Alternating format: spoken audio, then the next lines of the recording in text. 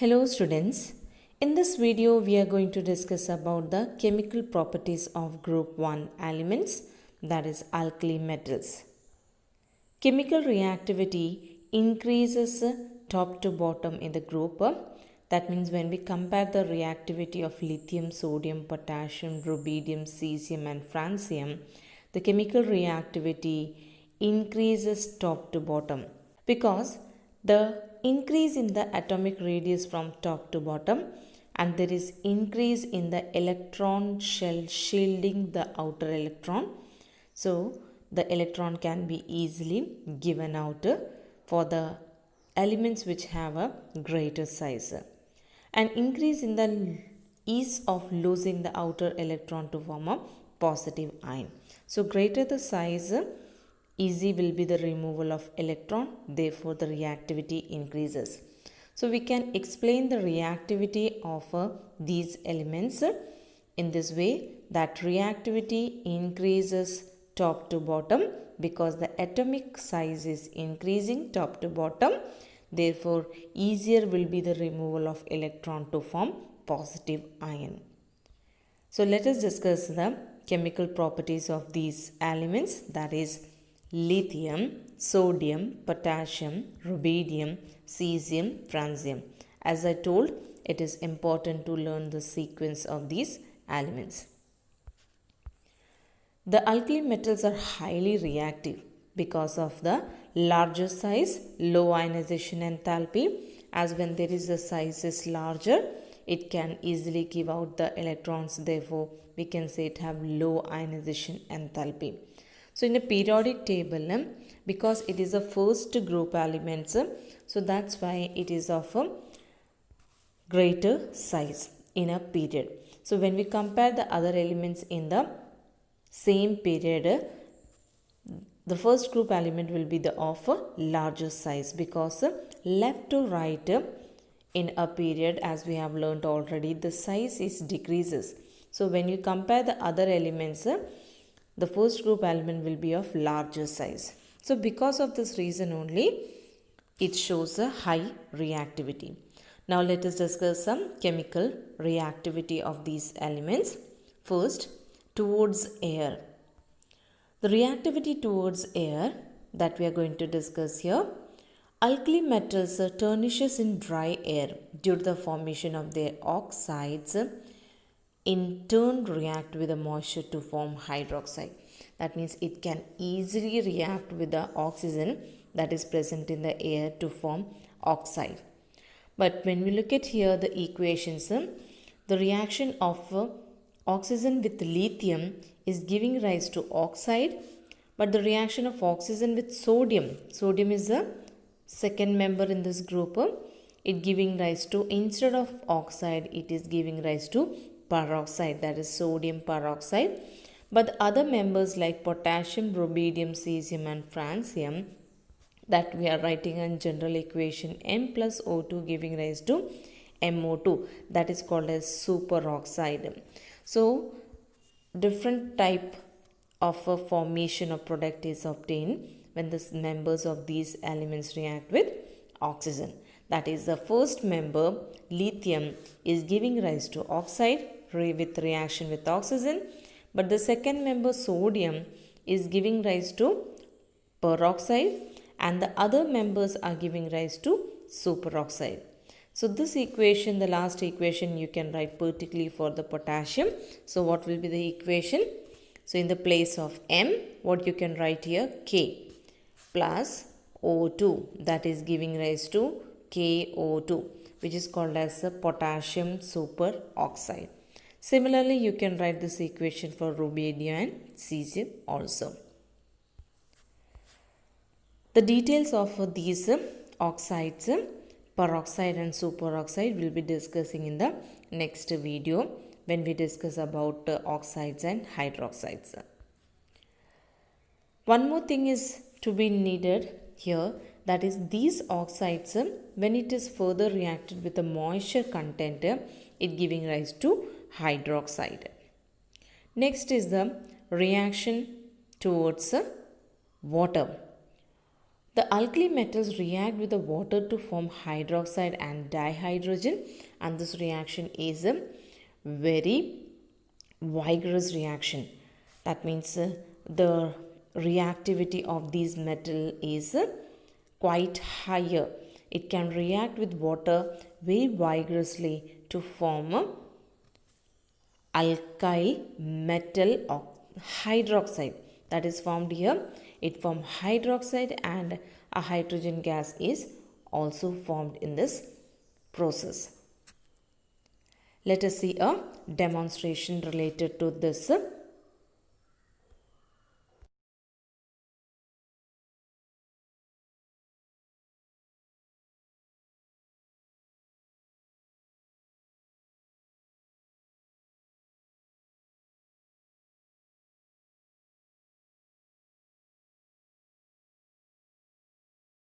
Next is the reactivity towards dihydrogen. The alkali metal react with dihydrogen about 673 Kelvin to form hydrides.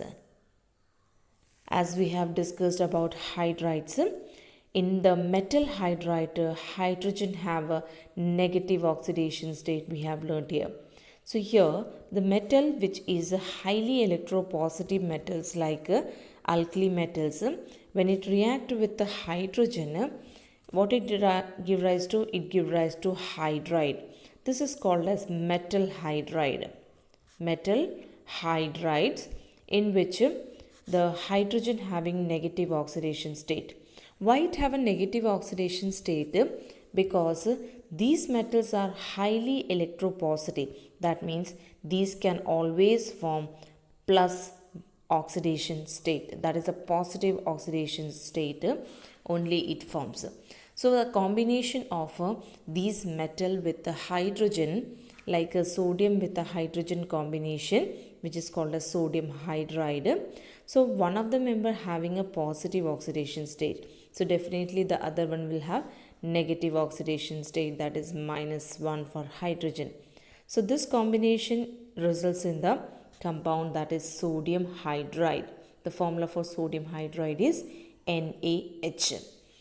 So the general equation is written here, twice M plus H2 giving rise to twice MH. So this particular equation you can write with sodium. Here once again you can write this equation with the sodium, that is twice Na plus H2 giving rise to twice NaH, where NaH is the sodium hydride. So very important point to note down that in this reaction the product formed is metal hydride, where the hydrogen is getting negative oxidation state. Next is the reactivity towards halogens.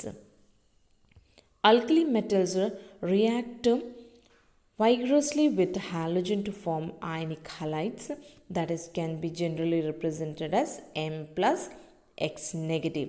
Reaction is like this. General equation is given here, twice M plus X2 giving rise to twice MX, where M is the alkali metal, X2 is representing the halogen gas, and the formation of metal halide is taking place.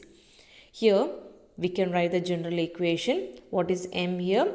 M can be lithium, sodium, potassium, rubidium, cesium or francium, where X can be fluorine, chlorine, bromine and iodine. Let us write one particular equation. Let us take for sodium. Sodium twice Na plus, we are doing the reaction with chlorine. So plus Cl2 is giving rise to twice NaCl. So we are quite familiar with the compound NaCl, that is sodium chloride. So in general we are writing the name as metal halides. Here metal is in this example is the sodium and halide here it is chloride. So the general name for this compound that is metal halide, but particularly when we are writing for reaction with sodium with chlorine, it is called as sodium chloride. So this reaction is also takes place very vigorously, and the formation of ionic halides are taking place. Ionic halides, these are the ionic compounds. So the similar reaction you can write with potassium with chlorine also. So that is the reactivity towards halogen. Next is the reducing nature. Alkali metals are strong reducing agents. Lithium being the most and the sodium is the least powerful. The standard electrode potential, which measures the reducing power, represented the overall change. Here, the reducing property, alkali metals are strong reducing agents. Strong reducing agent from this, lithium is the most powerful for the reducing nature, and the sodium is the least powerful, which is discussed, and the details are given in the table 10.1. The values are given here. So these actually depends upon the electrode potential values, E0 values that we have discussed in the chapter redox reaction. On the basis of E0 values, its reducing power nature will be dependent. And this E0 value depends upon these values, that is sublimation enthalpy, ionization enthalpy, and hydration enthalpy. Sublimation enthalpy means the enthalpy change or the energy change when the solid is converted into gas. That process is called as sublimation. And the energy change which is taking place for the conversion of a solid into a gas is called as sublimation enthalpy. In the next process, this metal gas is converted into metal ion gas. That is, M is converted into M plus. So this process is actually called as removal of electron, and the enthalpy change is called as ionization enthalpy. As we have already discussed, ionization enthalpy is the energy change takes place when the electron is lost from a metal to form ion. So here the enthalpy change is called as ionization enthalpy, and when the ion, that is in the gaseous state, when it is converted in the aqueous state, that enthalpy change or the energy change is called as hydration enthalpy. So the E0 values actually measures the reducing power. So depending upon the E0 value, the reducing power or the nature of the alkali metals will be dependent. So this actually is depending upon these three values, that is sublimation enthalpy, ionization enthalpy, and hydration enthalpy.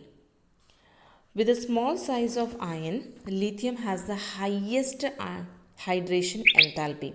This have the highest hydration enthalpy, which accounts for its high negative E0 values and its high reducing power. So because of this only, it have that lithium have the high reducing power. So if the reasoning question will be asked, why the lithium have high reducing power? Because of high negative E0 values. Because of high negative E0 values. E0 values is already discussed in the tabular form in the chapter redox reaction. So when you look at for lithium, for the case of lithium, it have high negative values, therefore it have a high reducing power. Next is the solution in the liquid ammonia. When the alkali metals dissolves in the liquid ammonia, giving a deep blue solution which are conducting in the nature. So here this alkali metal, we are going discussing the properties of alkali metals.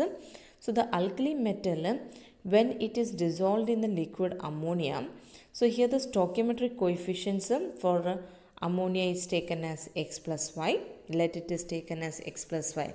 So the metal, which one is the metal here? Alkali metals. Alkali metals are the metal. So we have written a general equation here, that is M, that is the alkali metal, which is dissolved in the liquid ammonia. So it results in the formation of complexes. As I told you, complexes are the special type of compounds which is written in the square brackets. You can see here These are written in the square brackets. These are called as complexes, and the details of these type of compounds will be discussing next year. So it results in the formation of a complex like this, and this complex which is called as ammoniated electron. Here there is an ammoniated electron that you can see here in this equation.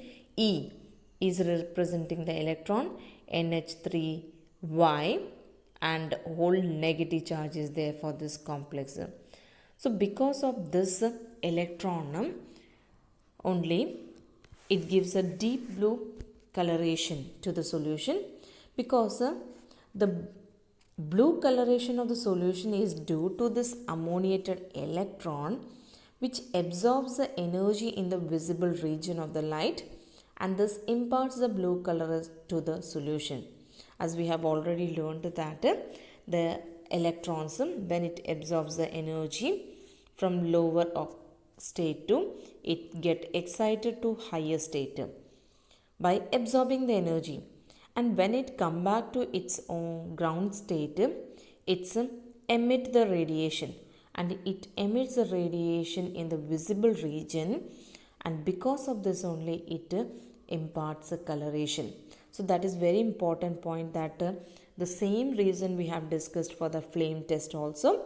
So here the coloration is due to the excitation of electron. Which electron? Ammoniated electron, which get excited.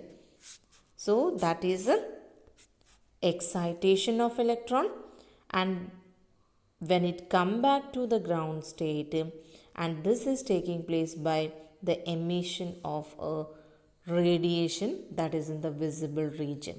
That's why it is giving a coloration to the solution. It is one of the most important type of question, because a reasoning question most probably you will be getting on this area. That is why there is a coloration when the alkali metals is dissolved in the liquid ammonia. So this equation is important, and you have to add the statement here that. So note down the statement also, that the blue coloration of the solution is due to the ammoniated electron, which absorbs the energy in the visible region of the light and thus imparts blue coloration to the solution. And the solutions are paramagnetic. So that is an important question. All of you note it down. This is as important question. So in this video we have discussed about the different type of chemical reactions of alkali metals. So this is all about this video. Have a nice day.